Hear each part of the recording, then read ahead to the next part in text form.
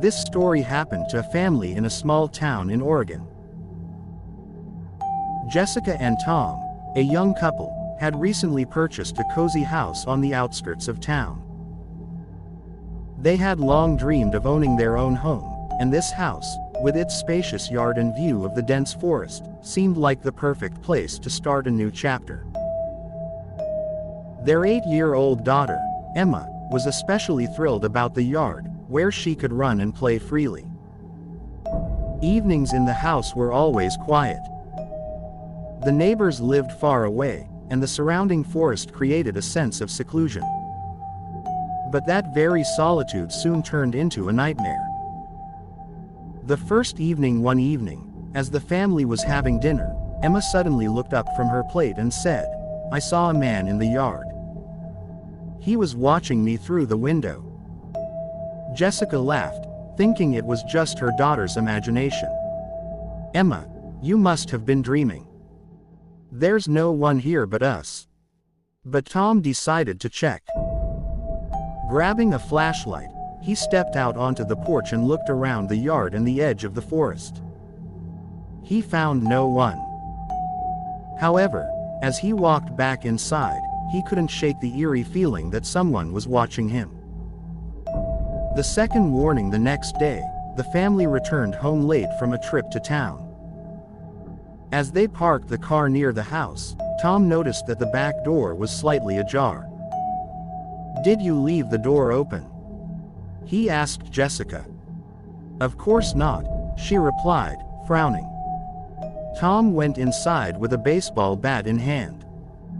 The house was undisturbed, but there was a faint smell of tobacco in the air. Neither of them smoked. "Maybe someone broke in while we were out," Jessica suggested, her voice trembling. But the locks were intact, and there were no signs of forced entry. Tom reassured her that it was probably a mistake. A chilling discovery a few days later, Jessica was cleaning out the attic. It was full of boxes left behind by the previous owners, and she decided to sort through them. In one of the boxes, she found an old journal. The pages were filled with hurried notes, and from the text, it became clear that the former owner of the house believed someone had been watching him. On one page, Jessica read, "He only comes at night. I hear his footsteps in the hallway. Sometimes, he whispers my name." Jessica froze. A cold shiver ran down her spine. She quickly closed the journal and put it back in the box. The sound at the door that night, Jessica woke up to a strange sound. It sounded like someone walking down the hallway. She woke Tom, who, groggy with sleep, grabbed a flashlight and went to investigate.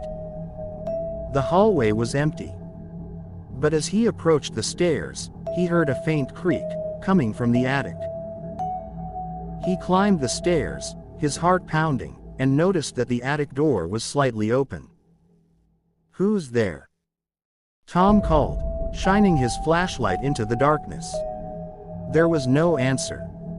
He climbed up, but the attic was empty. Just old boxes and the journal lying on the floor, as if someone had recently handled it. The night visitor the following night, the sounds returned. But this time, they were louder, and Jessica spotted a shadow in the hallway. She woke Tom, and they decided to call the police. The officers arrived quickly but found no signs of anyone breaking in. They advised the family to install security cameras. The cameras revealed the truth the next night.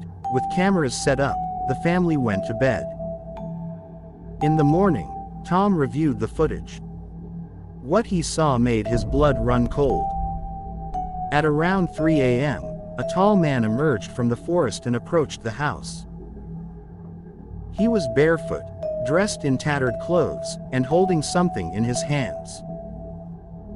For several minutes, he stood at the window, staring inside, before slowly retreating back into the woods.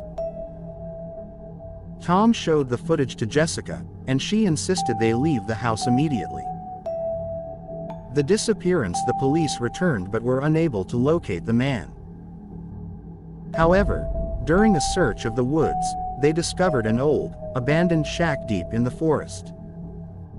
Inside, they found dirty mattresses, empty cans, and scraps of newspapers. One of the officers commented, "It looks like someone's been living here for a while." But who it was remained a mystery.